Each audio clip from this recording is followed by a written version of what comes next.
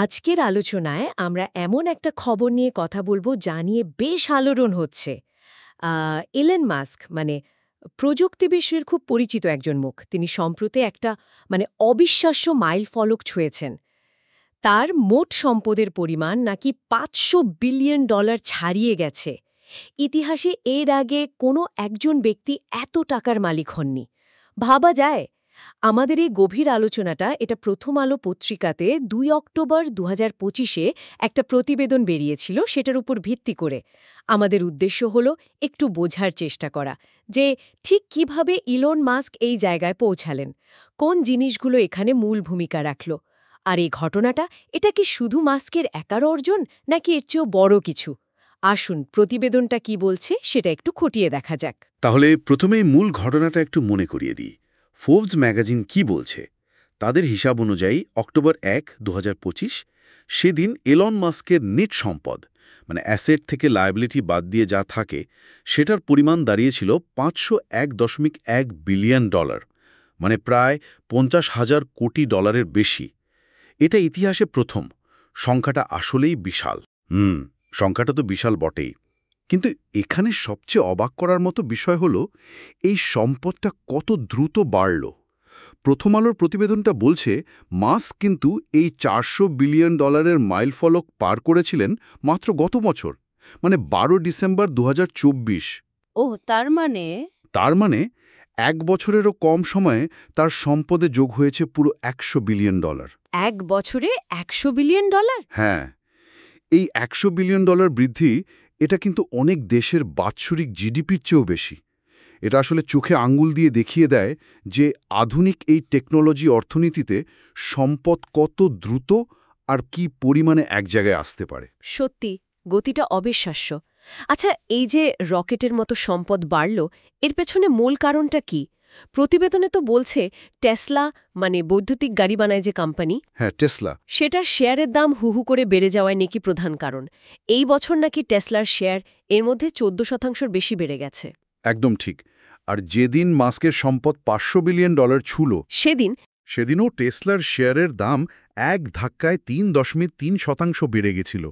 এর ফলে সূত্র অনুযায়ী মাস্কের ব্যক্তিগত সম্পদের শুধু ওই একদিনেই যোগ হয়েছে প্রায় $৬০০ কোটি। একদিনে $৬০০ কোটি? হ্যাঁ, এটা খুব পরিষ্কারভাবে দেখাচ্ছে যে ইলন মাস্কের ব্যক্তিগত ভাগ্য আর টেসলার শেয়ার বাজারের ওঠানামা দুটো একেবারে জড়িয়ে আছে। তার মানে কি মাস্কের সম্পদের সিংহভাগই টেসলার শেয়ার, এরকম কিছু? বিষয়টা অনেকটা সেরকমই বলতে পারেন। প্রতিবেদনটাতে গত ১৫ সেপ্টেম্বর ২০২৪-এর একটা ডেটা দেওয়া আছে। সেই অনুযায়ী মাস্ক টেসলা কোম্পানির প্রায় ১২.৪% শেয়ারের মালিক। ও, ১২.৪%? হ্যাঁ, সুতরাং যখনই টেসলার শেয়ারের দাম বাড়ে বা কমে, মাস্কের ব্যক্তিগত সম্পদের পরিমাণও সেভাবেই সরাসরি ওঠানামা করে। এখানে আমরা শুধু একজন ব্যক্তির সম্পদ বৃদ্ধি দেখছি না, আমরা দেখছি কিভাবে একটা নির্দিষ্ট টেক কোম্পানির বাজার মূলধন, বিনিয়োগকারীদের আস্থা, এই সবকিছু মিলে একজনের ভাগ্যকে এতটা প্রভাবিত করতে পারে। টেসলার সাফল্যই আসলে মাস্কের এই বিশাল অর্জনের ভিতটা তৈরি করেছে। কিন্তু আমার একটা প্রশ্ন আসছে মনে, শুধু কি কোম্পানির পারফরম্যান্স ভালো বলেই শেয়ারের দাম এতটা বাড়ছে, নাকি এর পেছনে বিনিয়োগকারীদের অন্য কোনো ভাবনাও কাজ করছে, ভবিষ্যতের সম্ভাবনা নিয়ে? প্রতিবেদনে কি এমন কিছু বলা হয়েছে? খুব ভালো প্রশ্ন।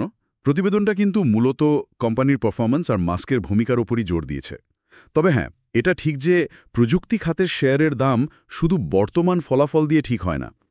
টেসলার ক্ষেত্রে তাদের ভবিষ্যতের সম্ভাবনা, যেমন ধরুন অটোমেটেড ড্রাইভিং টেকনোলজি, ব্যাটারি টেকনোলজিতে তাদের এগিয়ে থাকা, এনার্জি স্টোরেজ ব্যবসা, এই সবকিছু নিয়ে বিনিয়োগকারীদের মধ্যে যে একটা বিরাট আশা বা প্রত্যাশা, সেটাও শেয়ারের এত বেশি দামের পেছনে একটা বড় কারণ হতেই পারে।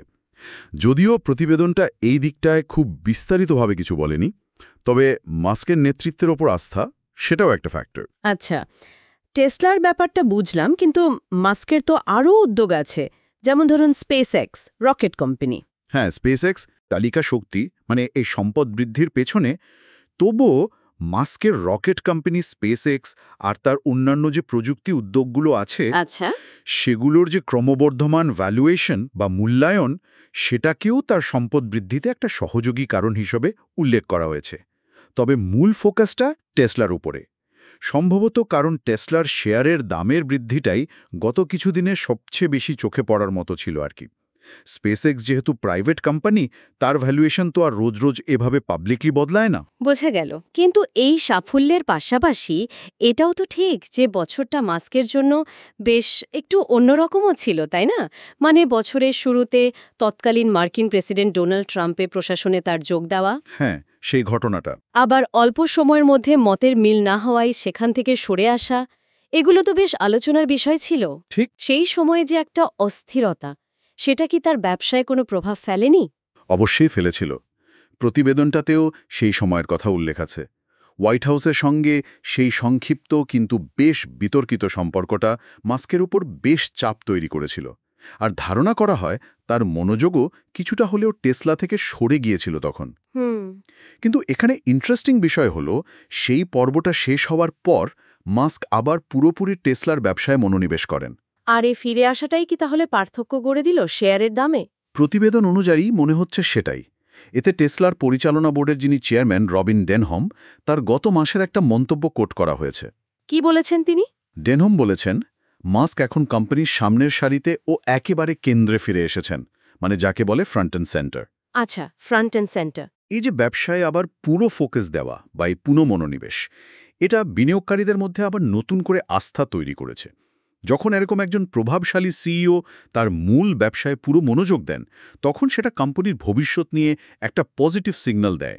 সম্ভবত এই কারণেই শেয়ারের দামে একটা নতুন গতি এসেছে, যা মাস্কের সম্পদকে এই মাইলফলকে পৌঁছাতে সাহায্য করেছে। তার মানে একজন সিইওর ব্যক্তিগত ফোকাস, তার উপস্থিতি, এটা আসলেই একটা বিশাল কোম্পানির শেয়ারের দামে এতটা প্রভাব ফেলতে পারে? মাস্কের ঘটনাটা তো সেদিকেই ইঙ্গিত করছে। এটা একটা গুরুত্বপূর্ণ প্রশ্নও বটে। মানে একজন ব্যক্তির ক্যারিজমা, তার সিদ্ধান্ত, এমনকি তার নানা বিতর্কিত কার্যক্রম, এগুলো কিভাবে একটা মাল্টি-বিলিয়ন ডলার কোম্পানির ভাগ্য আর বাজার মূল্যকে এতটা নাড়িয়ে দিতে পারে। মাস্কের ক্ষেত্রে আমরা এর একটা খুব জোরালো উদাহরণ দেখতে পাচ্ছি। তার প্রায় প্রতিটি পদক্ষেপ, এমনকি একটা টুইট পর্যন্ত বাজারে প্রতিক্রিয়া তৈরি করে ফেলে। তাহলে এতক্ষণের যে আলোচনা হলো সেখান থেকে যদি একটা সারমর্ম টানি, বিষয়টা দাঁড়াচ্ছে এরকম: ইলন মাস্কের $500 বিলিয়ন ক্লাবে ঢোকার পেছনে মূল কারণ হল টেসলার শেয়ারের অভাবনীয় বৃদ্ধি। হ্যাঁ, মূল কারণ সেটাই। আর এই বৃদ্ধির পেছনে কাজ করেছে কোম্পানির ভালো পারফরম্যান্স, ভবিষ্যতের প্রযুক্তি নিয়ে বিরাট আশা এবং খুব গুরুত্বপূর্ণভাবে মাস্কের ব্যবসায় আবার পুরোপুরি ফোকাস করা আর তার লিডারশিপের ওপর বিনিয়োগকারীদের গভীর আস্থা। ঠিক। এর সঙ্গে স্পেসএক্স বা অন্যান্য উদ্যোগের অবদানও কিছুটা যোগ হয়েছে। ঠিক বললাম? একদম ঠিক। মূল বিষয়গুলোই এগুলো। নিঃসন্দেহে এটা একটা ঐতিহাসিক অর্জন। শুধু ব্যক্তি ইলন মাস্কের জন্য নয়, বিশ্ব অর্থনীতির প্রেক্ষাপটেও এটা একটা খুব উল্লেখযোগ্য ঘটনা। তবে এখানে একটা জরুরি বিষয় মনে রাখা দরকার। প্রতিবেদনটাতেও এর ইঙ্গিত আছে। এই যে বিশাল পরিমাণ সম্পদ, মানে $500 বিলিয়ন, এর একটা বিরাট অংশ কিন্তু ফিক্সড না। এটা শেয়ার বাজারের মূল্যায়নের উপর ভীষণভাবে নির্ভরশীল। এই ব্যাপারটা একটু বুঝিয়ে বলবেন? মানে শেয়ার বাজারের উপর নির্ভরশীলতা, এটা কতটা ঝুঁকির? দেখুন, শেয়ার বাজারের চরিত্রই তো হলো সবসময় বদলানো, তাই না?